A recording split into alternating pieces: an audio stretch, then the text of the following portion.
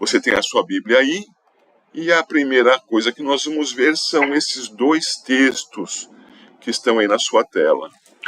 Por favor, veja lá, Hebreus, no capítulo 13, e depois veremos Colossenses no capítulo 1. Hebreus, capítulo 13.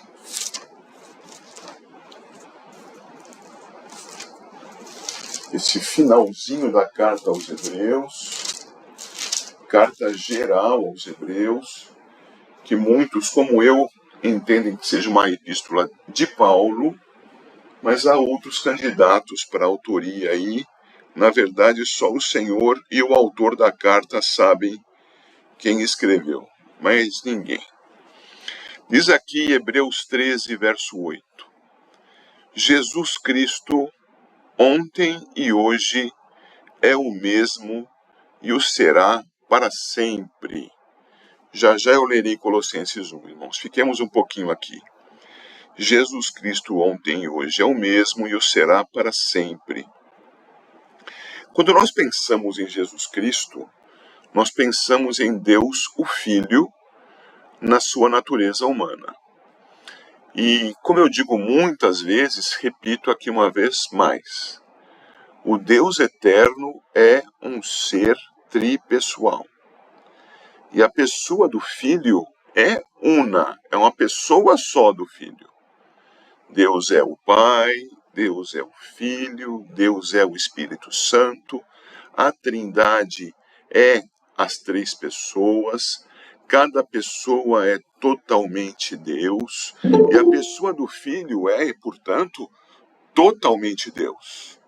Não existe algo menor no Filho, porque ele também assumiu a natureza humana. Mas quando nós pensamos na natureza humana do Filho, pensamos na mesma pessoa. A pessoa divina do Filho é uma pessoa espiritual, eterna, onipotente, onisciente e os demais atributos divinos que são intermináveis. E a pessoa divina do Filho assumiu a natureza humana sem que deixasse de ser a pessoa divina do Filho. É um mistério, nós não explicamos isso, apenas repetimos estas questões que a palavra nos apresenta. A pessoa do Filho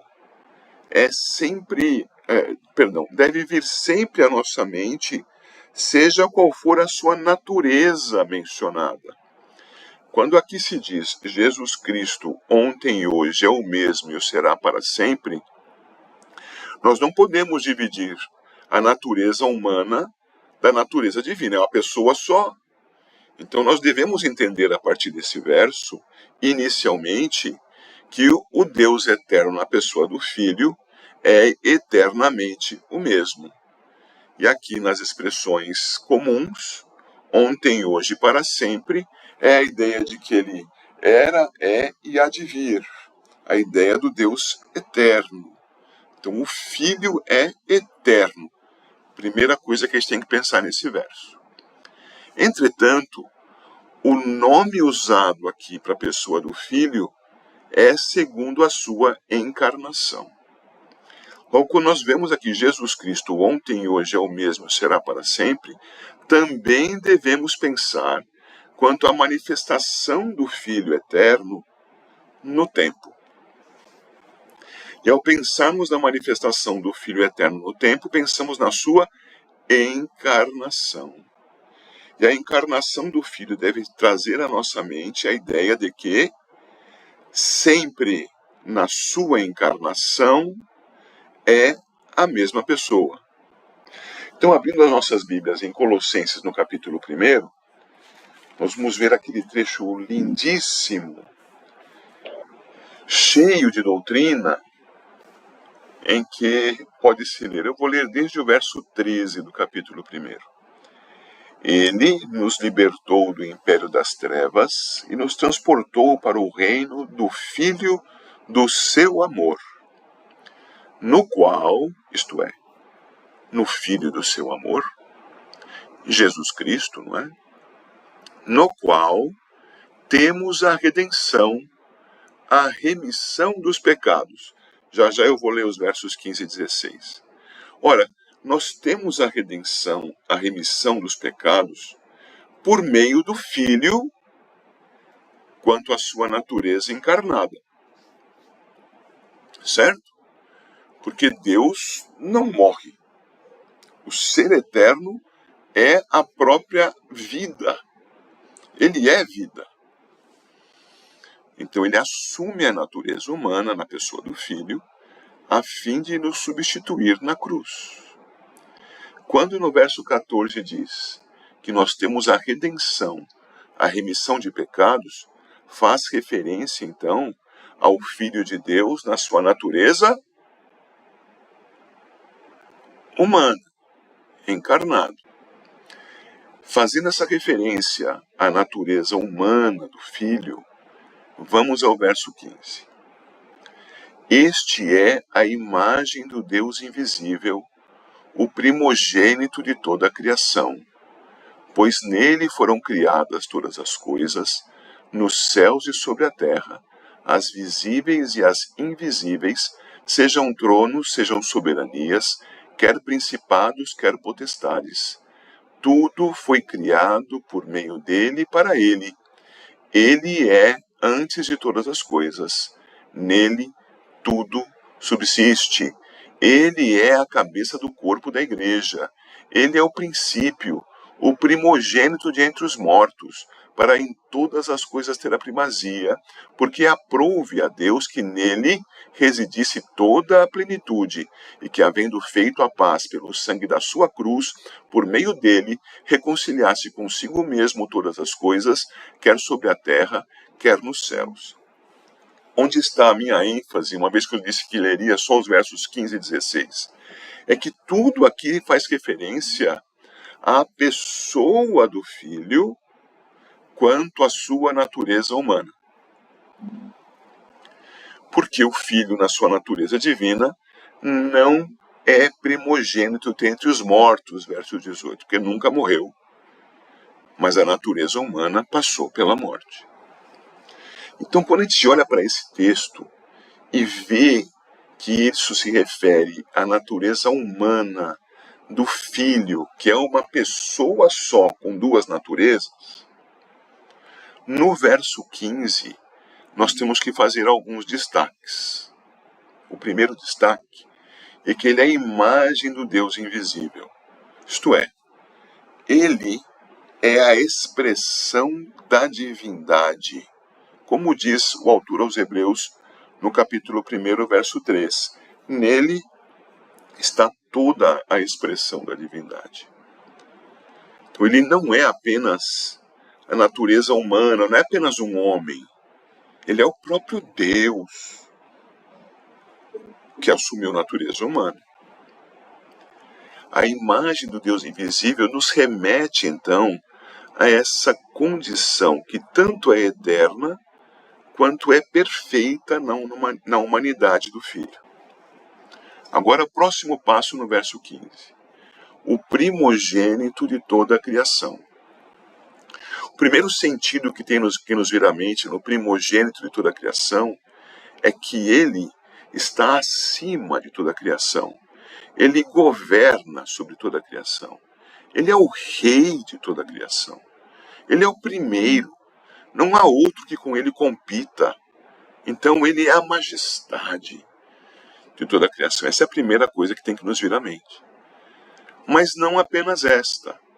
Uma vez que o Filho é o Deus eterno, ele é eternamente a pessoa espiritual do ser triuno espiritual,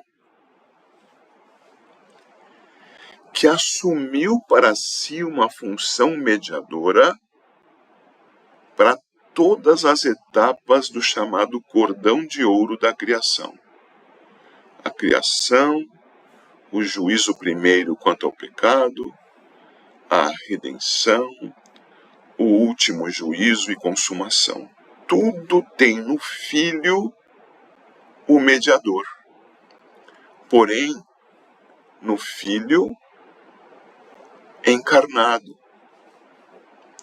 Por isso olhamos aqui o primogênito de toda a criação, e além de pensarmos com correção, que fala da supremacia, da soberania do Filho sobre todas as coisas, também temos que pensar na natureza humana, como sendo aquele que expressou para o próprio Deus a condição de mediar a criação. Queridos, vamos voltar para o Evangelho de João? Vamos lá? Esse texto que nós temos estudado já por quase 1 ano e meio. Graças a Deus. Acho que com uns 2 anos nós vamos conseguir concluir o estudo do Evangelho de João. Evangelho de João, capítulo 17, versos 1 a 5.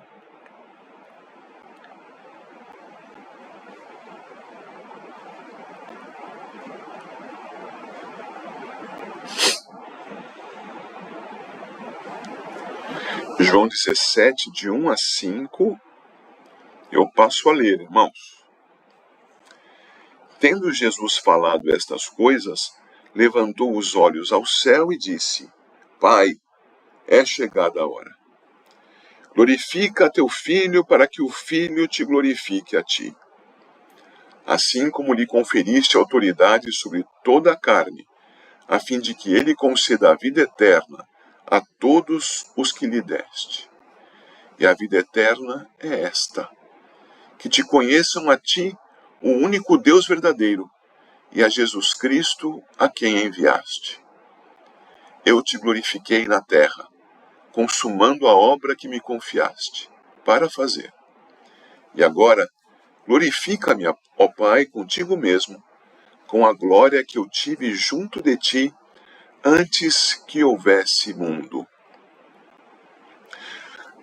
Claro que a oração do Senhor continuará ao nosso Pai, mas eu pretendo chegar até aqui hoje, espero que com a graça de Deus consigamos. Nós já estudamos um pouco desse texto na semana passada, e eu vou, espero não cansando a cada um de vocês, eu vou rever algumas coisas para que haja maior inteireza na compreensão e na exposição do texto, não é? Então nós começamos vendo na semana passada, queridos, que o Senhor Jesus estava falando antes com os seus discípulos e passa a falar com o Pai. Veja que há aqui uma transição no exercício das funções do mediador. O mediador vinha exercendo uma função profética, ensinando aos seus discípulos, logo falando com autoridade àqueles que o seguiam como alguém maior do que aqueles que o seguiam. Compreendem isso? Ele, o Senhor encarnado, diante dos discípulos, seus aprendizes, seus servos, seus amigos, é verdade, co-herdeiros com o Senhor Jesus, mas tudo isso pela graça de Deus. Pessoas pequeninas, diferentes do nosso Senhor encarnado. Ele falava então àqueles e para de falar com eles e começa a falar na presença deles com o Pai em oração.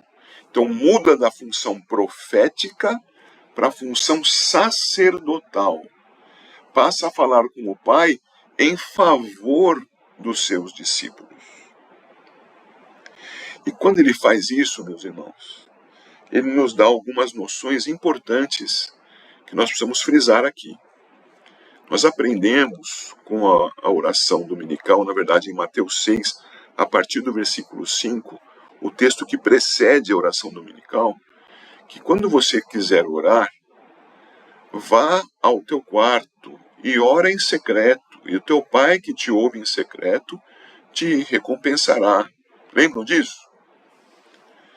Porém, o Senhor também nos ensina que essa oração de íntima relação com o Deus Todo-Poderoso poderá ser feita publicamente. Não para que nós batamos no peito e digamos que somos grandes e por isso que Deus nos ouve. Nós aprendemos com o Senhor Jesus, Ele sim, o grande, o que nunca careceu de mediação, aprendemos com Ele que a oração pode ser pública e correta.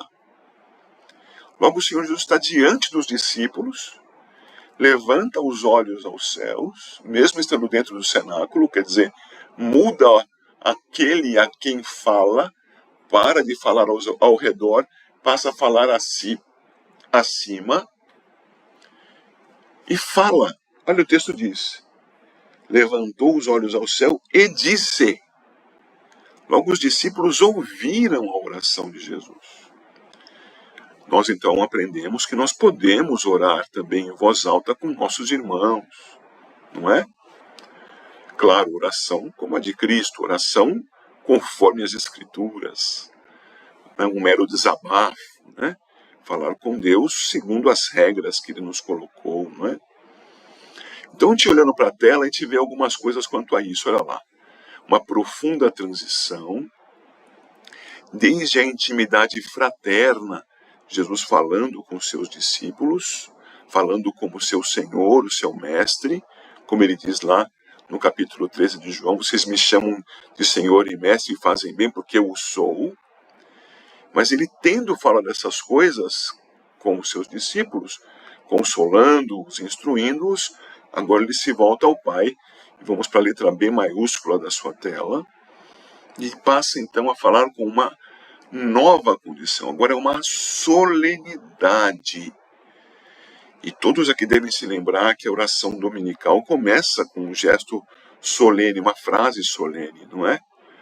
Pai nosso que estás nos céus, que é a diferenciação clara do ser altíssimo em relação a nós, meras criaturas. Nós não buscamos a um igual a nós, buscamos ao soberano Criador, o eterno e todo-poderoso Deus. Nosso Pai, pela mediação de Cristo, mas ainda o ser eterno. Não podemos nos esquecer e confundir disso. Então, o nosso Senhor Jesus encarnado levanta os olhos, mostra a solenidade da sua oração. Aprendamos com isso também. Oração é uma questão solene. Estamos falando com o Todo-Poderoso. E ele o faz agora, com essa solenidade, falando ao Pai em oração. Essa é a nossa primeira tela, referente à primeira parte do versículo 1 do capítulo 17. Nós prosseguimos e vemos que o Senhor Jesus vai dizer, olha lá, e disse, 17:1, Pai. Pai. E aí a ênfase na semana passada foi, ele não falou consigo mesmo e ele não falou com o Espírito Santo. Mas, pastor, não é a mesma divindade? A gente não pode falar com quem a gente quiser a divindade? Não. Deus determinou como é que a oração tem que ser feita. Então, se você é um crente, você vai fazer do jeito que Deus mandou fazer. Ah, mas eu gosto, foi diferente. Paciência. Peca. Faça errado. Se quiser fazer certo, faça como Deus ensinou. Tá bom? Deus ensinou, na sua pessoa do Filho encarnado, que nós oramos ao Pai. Ao Pai. Oramos ao Pai. Tá bem? Na única exceção que existe para esse texto, em João 14, nós vemos lá, e já estudamos juntos, a identidade do Filho com o Pai. Quem me vê a mim, diz o Filho, vê ao Pai. Eu faço tudo o que o Pai mandou fazer. E é nesse contexto de identidade que ele diz, se vocês me pedirem alguma coisa em meu nome, eu o farei. E o que seria isso, senão a capacitação a obedecer ao Pai, que é o contexto do capítulo 14, dos versos 1 a 15, não é? Obedecer. Geralmente a gente vai para o capítulo 14, vê lá que o Senhor Jesus falou, olha, peça o que você quiser que eu vou fazer, e a gente entende, então, quero pedir muita riqueza, saúde e poder. Quando o que ele está dizendo é, peça para ser obediente, para obedecer ao Pai. E nessa questão da identidade temos a única exceção que nos autoriza, então, a cantarmos ao Filho, a orarmos mencionando o Filho aqui ou ali, mas como exceção. A regra é orar ao Pai. E o Filho ora ao Pai. O Filho ora ao Pai. Então, o Filho encarnado ora ao Pai. Ele é o próprio Deus encarnado, ele não é menos Deus, é a mesma pessoa. Mas ele ora ao Pai. Ele ora sem mediação, porque não tem pecado, não precisa de intermediário. Ele ora ao Pai, porque não tem mediador. Ele é santo, Jesus. Ele é o Deus Todo-Poderoso encarnado e não ora ao Espírito Santo, como tantos pentecostais querem fazer valer hoje contra as Escrituras. E nós, evidentemente, devemos imitá-lo. Então agora nós vamos ver uma transição para o segundo verso que vai nos chamar de volta para o primeiro, tá bom? Então atentem. A palavra do nosso Senhor Jesus é: Pai, versículo 1, é chegada a hora. E ele vai dizer, hora do quê? Glorifica teu filho para que o filho te glorifique a ti. Só que no versículo 2 ele vai dizer, assim como, glorifica o teu filho para que ele glorifique a ti. Então esse assim como vai nos mostrar que algo já foi feito pelo Pai. E que o Filho pede que assim como algo já foi feito pelo Pai quanto ao Filho, algo mais seja feito pelo Pai quanto ao Filho. Então, atente, por favor. O que foi que o Pai já fez em relação ao Filho nesse momento em que o Filho estava orando? Lá no cenáculo, ainda não havia sido traído, não havia sido preso, não havia sido crucificado, não havia ressuscitado. Ele está aqui no cenáculo com os seus discípulos orando ao Pai. O que é que o Pai já havia feito pelo Filho e com o Filho que serviria de base para a oração do Filho para que ele também fizesse outra coisa, glorificasse o Filho? Ora, o que o Pai fez ao Filho foi, versículo 2, assim como lhe conferiste autoridade sobre toda a carne. Do que é que ele está falando, irmãos?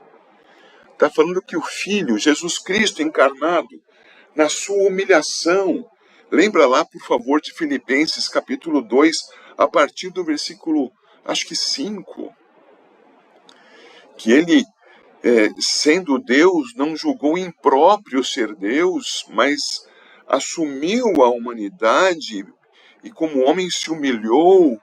Ora, a sua humilhação não foi uma humilhação que tirou dele a divindade, tirou dele o poder e a autoridade. Não. Ele se humilhou para morrer pela igreja em obediência ao Pai, contudo, como diz o texto, com autoridade sobre toda a carne. É verdade que ele ressuscita dos mortos e declara aos seus discípulos, ressurreto, toda autoridade me foi dada no céu e na terra. Mateus, capítulo 28, verso 18. Todos vocês sabem de cor isso. Mas a autoridade do Filho se expressou sobre toda a humanidade, sobre toda a carne. E aqui essa autoridade se manifesta a fim de que, olha lá o versículo 2. Olha lá o versículo 2. Sobre toda a carne, a fim de que ele conceda a vida eterna. Logo, o Filho tem autoridade para conceder a vida eterna. A quem? Olha, sobre toda a carne ele tem autoridade para conceder. Ah, é isso mesmo? Não. Olha o resto do texto. Olha o texto lá. A fim de que ele conceda a vida eterna a todos os que lhe deste. Opa! Ele tem autoridade sobre toda a carne, para que de toda a carne ele conceda a vida eterna apenas aos que o Pai lhe deu. Você me acompanhou na leitura desse texto? Você compreendeu o que está escrito aqui? O Senhor Jesus está repetindo o que está registrado em Mateus 6, versos 37 e 44. Diz assim, capítulo 6, verso 37, como tantas vezes já lemos: todo aquele que o Pai me dá, esse virá a mim, e o que vem a mim, de modo nenhum o lançarei fora. Então, não há meio. Se o Pai deu ao Filho, irá ao Filho. E o Filho diz que ele dará a vida eterna a todos que o Pai lhe deu. Acabamos de ler lá em 17:2. Mas o 44 ainda diz: ninguém pode vir a mim se o Pai que me enviou não o trouxer. Então é absolutamente fechado o conjunto dos eleitos para a vida. E o Senhor Jesus repete isso. Embora ele tenha autoridade sobre toda a carne, essa autoridade se expressa salvadora sobre aqueles aos quais o Pai conduziu para o Filho, deu ao Filho, como o versículo 2 nos diz. Então eu leio agora a tela que está diante de você. Pai, é chegada a hora, assim como o Pai concedeu ao Filho encarnado autoridade sobre todos, a autoridade para salvar os eleitos para a vida, concedendo vida eterna a todos que o Pai lhe deu. E ainda continua. Uma vez que essa autoridade já estava sobre o Senhor Jesus, ele já era o Salvador de todo aquele que o Pai lhe deu, da mesma forma pede o Filho: concede-me glória, concede-me que eu te glorifique. Veja, por favor, o final do versículo 1. Glorifica teu Filho, para que o Filho te glorifique a ti. A oração do Filho, então, é: assim como o Senhor me deu autoridade para salvar a tudo que o Senhor me deu, agora, Pai, me glorifica a fim de que eu te glorifique. Na sua tela, temos que naquela hora que não poderia ser antecipada, tinha que chegar a hora da cruz. Ele nunca morreria afogado no mar em meio à tempestade. Ele nunca morreria lançado de um monte e jogado pelos que participavam da sinagoga de Nazaré. Ele nunca seria apedrejado por aqueles que diziam que ele blasfemava. Nunca. Por quê? Porque a sua hora era a hora da substituição do seu povo. Era a hora da cruz, de ser levantado, de ser tratado como um maldito, como nós somos sem Cristo perante Deus. Assim, ele, chegando a hora de ir à cruz, diz: chegou a hora, me fortaleça como já me fortaleceste. Me capacite com glória como o Senhor me capacitou com autoridade para salvar, para que eu te glorifique. Vou para a tela. Que o Filho seja glorificado, diz o número 1. Na letra A, nessa glória vicária, essa glória substitutiva. Como ele diz lá no versículo 1 do capítulo 13, tendo amado os seus, amou-os até o fim. Como no capítulo 13 é dito nos versos 31 e 32, Para onde eu vou, vós não podeis ir agora, depois vocês me seguirão. Eu vou morrer para substituir a igreja. Vocês, meus discípulos, morrerão como meus discípulos que são. Como ele diz no capítulo 12, versos 23 e 24, que se o grão de trigo não cair, não for sepultado, não vai brotar depois. Fica só o grão, mas se ele é sepultado, ele produz uma grande quantidade de sementes novas. Então, ele está fazendo todas as relações. Glorifica o Filho, Pai. Glorifica com a sua morte. Glorifica com a sua ressurreição. Jesus Cristo então diria na primeira pessoa: Pai, me glorifica com a minha morte, que só tem lugar porque eu te obedeço. Pai, me glorifica com a minha ressurreição, que só cabe porque eu, obediente, sou justo e indigno da morte. Então eu prossigo com os irmãos e vejo que essa glória é uma glória, verso 5 do capítulo 17. Olha o versículo 5, por favor. E agora glorifica-me, ó Pai, contigo mesmo, com a glória que eu tive junto de ti, antes que houvesse mundo. É por causa desse verso que nós lemos Hebreus 13:8, que nós lemos Colossenses 1, de 13 a 20. É porque é o que o Senhor Jesus está dizendo. Jesus, o Deus encarnado, autorizado para salvar, quer dizer, com autoridade para salvar, glorioso porque é obediente, glorioso e obediente ao Pai, glorificando ao Pai para salvar aqueles que Ele lhe deu.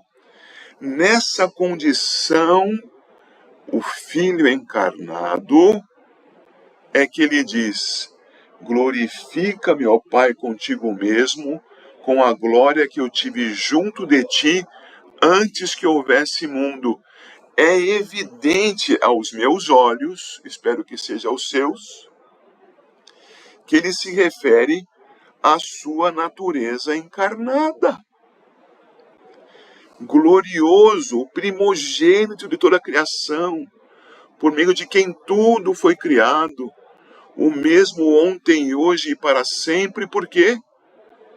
Porque na sua natureza humana é antes da criação, é o mediador de todas as coisas, é o Filho encarnado, Jesus Cristo. Glória a Deus na pessoa do Filho.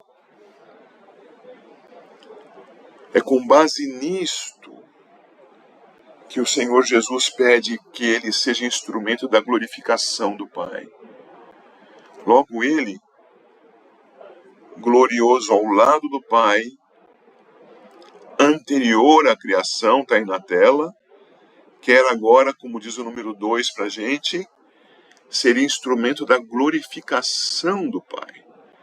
Por favor, vá para o capítulo 14, aí pertinho, veja o verso 31. Jesus diz que ele procede para que o mundo saiba que ele ama o Pai e que faz como o Pai ordenou que ele fizesse. A obediência do Filho glorifica o Pai. Nessa obediência, eu volto para o capítulo 17, meus irmãos, e vejo o versículo 4. Eu te glorifiquei na terra, consumando a obra que me confiaste para fazer. Percebe? Ele realizou a obra da obediência. Ele fez tudo o que o Pai mandou lhe fazer. Por quê? Porque ele ama o Pai. Eu faço um parêntese aqui. A nossa obediência a Deus é uma demonstração do nosso amor a Ele. Estamos buscando obedecê-lo, é porque o Senhor colocou em nossos corações amor por Ele. Nós queremos pecar, isso aqui eu não quero fazer como Deus quer, não. Eu quero fazer do jeito que eu quero. Eu quero me satisfazer nisso aqui. O que é isso? Eu estou assumindo a posição de Deus para mim. Pobre e maldito Deus. Deus pequeno, falso, pecador. Deus falso. Não. Eu devo negar a mim mesmo, seguir ao Deus verdadeiro. E o amando, esse seguir quer dizer obedecer.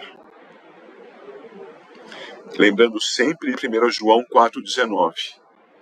Nós só o amamos porque ele nos amou primeiro. Então a nossa resposta de amor é uma resposta que se mostra na obediência. Os redimidos obedecem. Cada vez mais. Pastor, eu sou redimido e eu peco ainda. Eu sei. Nós ainda pecamos. Mas a graça de Deus é transformadora da nossa vida e vamos cada vez pecando menos, cada vez honrando mais a Deus. Por quê? Porque Ele já nos redimiu. Ele, porque nos ama, já manifestou o seu amor redentivo sobre nós, nos fez crer em Cristo. E a nossa resposta a este amor é obedecê-lo. Obedecê-lo. Na obediência do Filho está a glorificação do Pai. Perceba, no versículo 4 do capítulo 17, a obediência que ele já realizou. Eu te glorifiquei na terra, consumando a obra que me confiaste para fazer. Ele já fez essa obra da obediência, mas ele ainda a pratica, ele ainda obedece.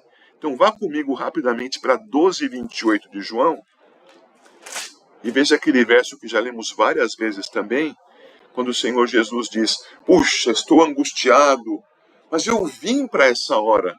E ele diz no 28, Pai, repara mais uma vez que ele ora ao Pai, Pai, glorifica o teu nome. E o Pai diz, vejam os tempos, eu já o glorifiquei e ainda o glorificarei. A glorificação do Pai, conforme o Filho pede em 17:1, se completa com a continuidade da obediência do Filho, indo ele até a cruz e morrendo em lugar da igreja. Então eu já o glorifiquei e ainda o glorificarei. A tua obediência, meu filho, é glória ao meu nome. A tua obediência passada já me glorificou. A tua obediência futura ainda me glorificará. É como se o Pai estivesse dizendo assim ao Filho, nosso Redentor, o Senhor Jesus. Glória ao Senhor Jesus.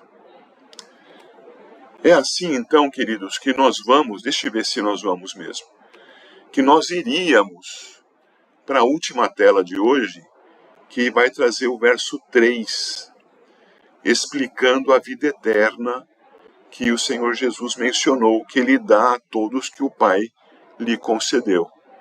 Mas como está no finalzinho do nosso encontro, temos menos de 3 minutos, eu vou deixar para estudar o versículo 3 só na semana que vem,